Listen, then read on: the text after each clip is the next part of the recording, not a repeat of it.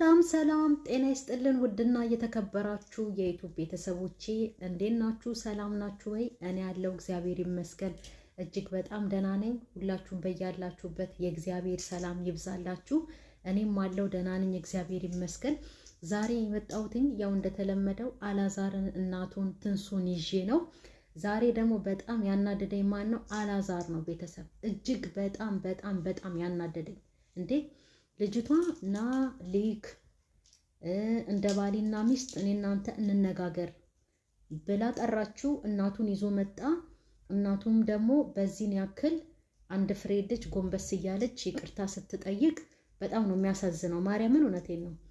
ምንም ጥፋት ብታጠፋ ትንሳኤ እንደ ልጅ የበፊቱን አስባ ማለት ነው። የበፊቱን ገና የአላዛርና የትንሳኤ ፍቅር ምንም ያልተነካ ነው። ገና ምንም ያልተነጋ ነው። አሁን ከጋብቻቸው ጋራ ማለት ነው ከተጋቡ ኦልሞስት 2 ወር 3 ወር ሊሆናቸው ነው አንድ ላይ መኖር ከጀመሩ። ፍቅረኛሞችም የሆኑበት ሰዓት አለ አንድ ላይ በቃ አመት ቢሆናቸው ነው አይደል? እና የነሱ ፍቅር ገና አፍላ ምንም ያልተነካ ከዚህ የበለጠ ብዙ ፈተና የሚጠብቃቸው ልጆች ናቸው። ግን ዛሬ ያሳዘነችኝ መድኃኒት የፈለገ ጥፋት ብታጠፋ እንደው በመድኃኒዓለም ይጀሻለሁ ብላ በቃ እንደዛ ውድቅ ስትል በጣም አዝኛለሁ። ማርያምን ይሄው ሁሉ ራሷ ያመጣችው ነገር ነው። ራሷ የፈጠረችው ስራ ነው። ነገርን አስተካክላለሁ ያልተበላሸ ነገርን አስተካክላለሁ ብሎ ሰው እንዴት የሰው ቤትን ፍርስርስ ያደርጋል? እንዴት የተስተካከለ ያማረ ትዳርን ፍንቅልቅል ያደርጋል? ምንም ያልተበላሸ ነገርን አስተካክላለሁ ብላ ተነስታ ነው አሁን እዚህ ደረጃ የደረሰችው ማለት ነው። እና የራስሽ ጥፋት ነው ትላታለች ደግሞ ትንሳኤ ምንድነው ጥፋት ያለባት? አሁን ዛሬ እንደ ልጅ ይቅርታ መቀበል አለባት። ይሄን ያህልም ችን የምታክል ሴትዮ አላዛርን የሚያክል ጎልማሳ ወንድ ልጅ አድርሳለች። ልጆችም አላት፣ ትልቅ ናት። ትንሳኤ እንደ እናት አይታ የበፊቱን ገና ከአላዛር ጋር ጓደኛሞቹ ነው አብረው ሲመጡ ሲሄዱ ይዛሃትና እንዲያድርግ ምናምን እያለች ሁሉን ነገር ከትንሳኤ ጎን ነበረች። አላዛርና ትንሳኤ በሚጋጩ ሰዓት ልጅቷን እንደዚህ አታርጋት እንዳትበላት አንተ እያለች ስትቆጣ የነበረው አላዛርን ነው። ያንን ነገር ደግሞ በማሰብ ያሆኑን ሳይሆን ማለት ነው ያንን ሰዓት ያንን መልካሙን ነገር በማሰብ ትንሳኤ ይቅርታዋን መቀበል አለባት አይደለ? ትልቅ ሰው ናት። ከዛም በኋላ ግን ነገሮቹን ማስተካከል በቃ መድኃኒት መቼ ነው እነሱ ቤት መሄድ ያለባት? አሁን ከዛሬው ጋራ ሲቆጠር 15 ቀን ሊሆናት እኮ ነው 20 ቀን ቤቷን እርግፍ አርጋ ትታ እነሱ ጋር መኖር ከጀመረች ማለት ነው። ይሄ እንደዚህ አይደረግም።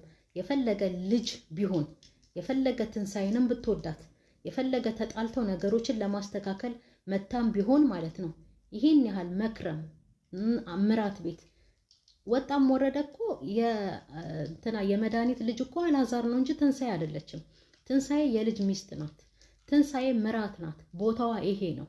እንደ ልጄ ነው የማይሽ የሚለው ቋንቋ አይሰራም። ለምን አላዛርን መሆን አትችልም ትንሳኤ? አያችሁ አይደለ? አላዛር ነው፣ ልጇ ነው። የፈለገ ነገር ብትናገረው ቤቱን ትቶ አይሄድም። እናቱ ስር ነው ቁጭ የሚለው። ትንሳኤ ግን የልጅ ሚስት ናት አይደል እንዴ? ነገሮችን አትቋቋምም፣ አትችልም።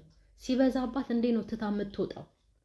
ስለዚህ ቂምም ትይዛለች በውስጧ። ልጄ ነሽ እንደ ልጄ ስለማይሽ ነው እንደዚህ ማረግሽ ምናምን ነገር እንደዚህ አይነት ነገር ብሎ ነገር የለም። ሲጀመር እንደ ልጅ አንድ ሰውን ካየው እንደ ልጅ ልቆጣ እችላለሁ እንጂ በዚህ ደረጃ ቤቷን ለቃ ትዳሯን አፍርሳ እንድትሄድ አላደርግም። እንደ ልጅ እቆጣለሁ። አሁን እሷ ሴት ልጅ ብትኖራት ቤቷ ድረስ ባሏ ባለበት ሄዳ ልጇን እንደዚህ ቁም ስቅሏን ታሳያታለች? አታሳያትም አይደል እንዴ? ስለዚህ ልጄ ነሽ ማለት እዚህ ጋር አይሰራም። ልጇ አላዛር ነው። ትንሳኤ ምራቷ ናት። የምራትና የአማች ገደብ መኖር አለበት። መድኃኒት በምታስፈልግበት ሰዓት እነሱ ቤት ትሄዳለች። በእንግድነት ለመጠየቅ ልጆቼን ልጠይቅ ብላ ትሄዳለች። ማንኛውም አማች ቢሆን ማንኛውም ወንድም አማች ቢሆን ሴትም አማች ቢሆን የልጅ ቤት መሄድ ያለበት በእንግድነት ለመጠየቅ በቃ በጎ ነገር አለ፣ ክፉ ነገር አለ፣ የዛን ሰዓት መደራረስ እንጂ እንደዚህ ወጥራ ይዛ ልጄን የምትል ከሆነ ለምን ዳረችው እንዴ? እሱ ካገባ በኋላ ቤቷ የጎደለ ነገር አለ? እንደዛ ከሆነ እንግዲህ አላዛር የሚያደርገውን ነገር ያደርጋል። እሷን ሳያት ደግሞ የሆነ ነገር ላይዋ ላይ ያስነሳኛል ያለችውም ነገር አለ። ይሄ ምንድን ነው? ይሄ የቅናት መንፈስ ነው። ይሄ ትክክል አይደለም። ስለዚህ እሷ ትንሳኤ የፈለገችው አላዛርን ነው። ባሌ ነው። እኔና አላዛር የፈለገ ብንደባደብ ብንነጋገር ብንደባደብም ተመልሰን እንታረቃለን ብላለች። ትክክል አባባል ነው ያለችው። ልጅቷ ጨዋ ናት። ምንም አይነት ጥፋት የለባትም። ካሜራዋን ደቅና እንግዳ ይመጣብናል እራት እንሰራለን ተባብለን የለ እንዴ ተጋደሚያለሽ እንዴ ብላ ክው አድርጋት ከሶፋ ላይ እንድትነሳ ያደረገቻት እራሷ መድኃኒት ናት። ነገር የቆሰቆሰችው አዲስ አበባ ድረስም ተከትላ ሄዳ ትንሳኤን ከቤቷ ብር ብላ እንድትወጣ ያደረገቻት እራሷ መድኃኒት ናት። ጥፋቷ ሁሉ ገብቷት ይቅርታ ከጠየቀቻት ትንሳኤ ደግሞ ይቅርታ ማድረግ አለባት። እንደ ልጅ መድኃኒት አጥፍታለች። ሁላችንም አናዳናለች። ሁላችንም እየተናገርናት ነው እስካሁን ድረስ ያለ ነው። ግን ደግሞ እናት ናት። ይሄ ነገር ደግሞ መረሳት የለበትም። እንደ እናት ትንሳኤ ዝቅ ብላ እሺ ብላ እንደውም መድኃኒት ሳትሆን ትንሳኤ ናት በቃ እስካሁን ድረስ ይቅርታ ስትላት ነበር አይደል? ትንሳኤ አልተቀበለቻትም። ግን ትንሳኤ ናት ካሁን በኋላ ይቅርታ አድርጊልኝ ማሚ በቃ አንቺም ወደ ቤትሽ ሂጂ እኔ ትዳሬን አስተካክላለሁ ብላ ቤቷ እንድትሄድ ማድረግ ያለባት እንጂ በዚህን ያክል ትልቅ ሴት እንደዚህ 10 ጊዜ በመድኃኒዓለም እያለች እየወደቀች ይሄንን ማንም አይፈቅድም። ይሄ ባህሉም አይደለም። የፈለገ ነገር ትልቅ ሰው ቢያጠፋ ልጅ ነው ይቅርታ መጠየቅ ያለበት። በጣም ተበድላለች ትንሳኤ፣ በጣም ከፍቷታል። እኛም ከፍቶናል ማርያምን። ስለዚህ አሁንም ቢሆን አላዛርም ማስተካከል ያለበትን ነገር ማስተካከል አለበት። ዛሬ እንደውም በጣም ያናደደኝ እሱ ነው። ክፉ ሰው ነሽ አላት። ክፉ ሰውማ አይደለችም። እንደውም ክፉ ሰው እሱ ነው። እሱና እናቱ ናቸው ክፉ ሰዎች። ልጅቷን ብን አድርጉ እስቲ ሚስቱን ፈልጎ ካለችበት እኮ ነይ ሚስቴ ይቅርታ አድርጊልኝ ብሎ የነገ ህይወቱ አይደለች እንዴ? ነገ ልጆች ወልዳ ቤቱን በሳቅ የምትሞላለት እሱ አይደለች እንዴ? ግማሽ አካሉ አይደለች እንዴ? ጭራሽ ሊመታት ይጋበዛል እንዴ? ለምን እንዴ? ነገ ጠዋት ይሄንን እንደዚህ ከሞከረ ማለት ነው ልጅቷ ትንሳኤን ከመምታት ወደ ኋላ አይልም ማለት ነው። ስለዚህ ይሄም ነገር መታረም አለበት። አላዛርም ማረም አለበት። ሌላ ወንድም ማረም አለበት። እቺ ልጅ ከፍቷት ነው አይደል ቤቷን ትታሄደችው? አልቅሳ ነው አይደል 2 ሻንጣ አንጠልጥላ ትታሄደችው? ስለዚህ ሚስቱን ፈልጎ ነገሮቹን ፈቶ አስተካክሎ እናቱን እንደውም ይዞ መምጣት አልነበረበትም ትንሳኤ ያለችበት ድረስ። እስካሁንም እነሱ ቤት መቀመጧ ገርሞኛል ዛሬ ሳያት። እንደውም የሄደች ነው የመሰለኝ። ምክንያቱም እሷ እስካለች ድረስ ነገር ይበላሻል እንጂ ምንም የሚስተካከል ነገር የለም። የትንሳኤ እናት የታለ የመጣችው? ነገሩን ሰምታለች ብላለች አይደለ?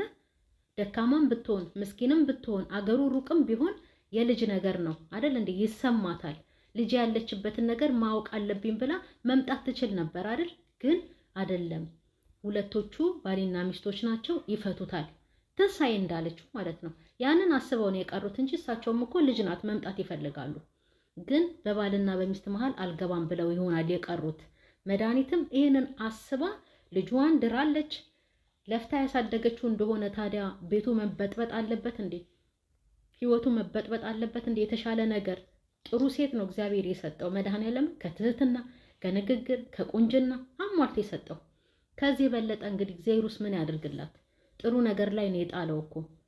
አርፋ ልጆቿን ሄዳ አታሳድግም? ባሏን ራሷ ሳትንከባከብ ልጅቷንስ ማስተማር ካለባት በእንደዚህ አይነት መንገድ ነው የምታስተምራት። ዛሬ ደግሞ መልሳ ህፃን ልጅ እግር ላይ ትወድቃለች። ይሄ ተገቢ አይደለም። አሁን ቢታረቁም ቢስማሙም እሷ ከመካከላቸው ውጥት አልደርስብሽም እንዳለቻት ያለ መድረስ ነው የምትደርስበት ቀንና ጊዜ ወራቶች አሉ። ሁሌም አትድረስ ማለት አይደለም። ልጆቹን የምትጠይቅበት ቀን አለ። ሁሌ እየሄደች አሁን ዛሬ 15 ቀን 20 ቀን ሊሆናት ነው እዛ ሄዳ ከተቀመጠች። ይሄ ሁሉ ምን ይሰራል? ያንን የሚያክል ቤት ትታ የልጆቹን ህይወት የምታመሰቃቅለው ይሄም ተገቢ አይደለም። አላዛርም ይሄንን ማስተካከል አላዛር ብቻ አይደለም፣ ይሄ ነገር ማንኛውም ቤት ሊኖር ይችላል። ስለዚህ ይሄ ነገር መስተካከል አለበት።